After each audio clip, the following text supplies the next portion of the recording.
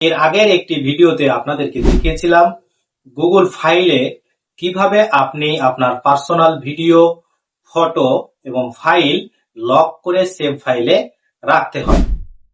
আজকের ভিডিওতে আমি আজ আপনাদেরকে দেখিয়ে দেব সেভ ফাইলের পিন নাম্বার ভুলে গেলে কিভাবে আপনি আবার পিন নাম্বার ব্যবহার করবেন, অথবা আপনি পিন নাম্বার যদি চেঞ্জ করতে চান কিভাবে ওই সেভ ফাইলের পিন নাম্বার চেঞ্জ করবেন, সে বিষয়গুলো নিয়ে আমি আজকে আপনাদের সাথে শেয়ার করব। তো এই ধরনের গুরুত্বপূর্ণ ভিডিও পাওয়ার জন্য আমার ইউটিউব চ্যানেলটিকে সাবস্ক্রাইব করুন, আর যারা আমার ফেসবুক পেজ থেকে দেখছেন আমার ফেসবুক পেজটিকে ফলো করুন। চলুন আমরা ভিডিওটি শুরু করি। আমরা ফাইল বাই গুগল এই অ্যাপসটি ওপেন করে নিচ্ছি। এবার আমরা এখানে বাম দিকে উপর দিকে যে আমরা এখানে 3 লাইনস দেখতে পাবো, এই 3 লাইনস এর উপর আমরা ক্লিক করব। এবার এখানে আমরা সেটিং নামে একটি অপশন পেয়ে যাব, এই সেটিং এর উপর আমরা ক্লিক করব। সেটিং এর উপর ক্লিক করলাম। এবার এখানে আমরা স্ক্রল করলে সেভ ফাইল অথবা সেভ ফোল্ডার নামে আমরা একটি অপশন দেখতে পাবো। এই সেভ ফোল্ডার এই অপশনটির উপর আমি ক্লিক করব।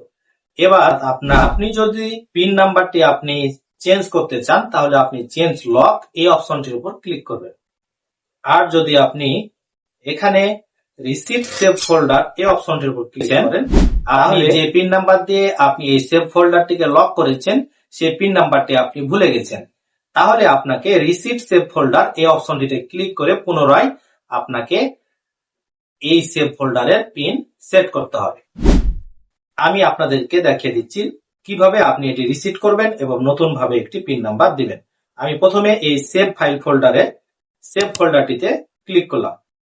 এবার এখানে একটি গুরুত্বপূর্ণ বিষয় হলো আপনি যখন সেভ ফোল্ডারে যখন নতুন ভাবে পিন রিসেট করবেন তখন অবশ্যই আপনার এই সেভ ফোল্ডারে রাখা যতগুলো আপনার ফাইল রয়েছে সবগুলো কিন্তু ডিলিট হয়ে যাবে। এছাড়া কিন্তু আপনি এখানে রিসেট করতে পারবেন না। এখানে সে বিষয়টি এখানে বলে দিচ্ছে, all file in save folder will be permanently delete. আমরা রিসেট অপশনে ক্লিক করব। এবার রিসেট করে দিলে এখন আমার আগের যে পিন নাম্বারটি দেওয়া ছিল সে পিন নাম্বারটি ডিলিট হয়ে গেল। এখন আপনি পুনরায় সেভ ফোল্ডারে গিয়ে আপনি নতুন ভাবে পিন নাম্বার দিয়ে আপনি সেট করে নেবেন।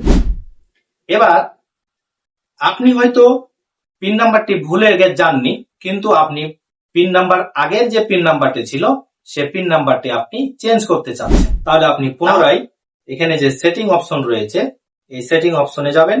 সেটিং অপশনে গিয়ে আমরা নিচের দিকে যে সেভ ফোল্ডার এই অপশনটিতে ক্লিক করব। এবার আমরা এখানে চেঞ্জ লক নামে যে অপশনটি আমরা এখানে দেখতে পাবো এই চেঞ্জ লকের উপর আমরা ক্লিক করব। এবার এখানে বলছে কি ইন্টার কারেন্ট পিন, অর্থাৎ আপনি যে পিনটি এখন দেওয়া রয়েছে বর্তমানে সেই পিনটি আপনি এখানে দিবেন। আমি সেই পিনটি দিয়ে দিচ্ছি। এবার নেক্সট করব।